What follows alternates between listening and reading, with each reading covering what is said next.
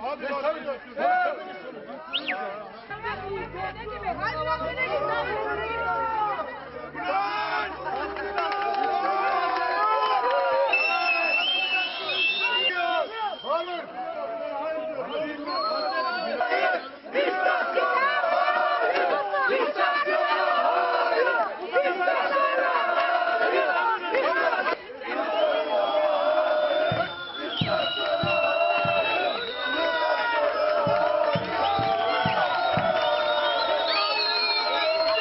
Mahallemizde hastalıktan hiç kimse kafasını kaldıramıyor. Diz ağrısıdır, kafa ağrısıdır, kanserdir.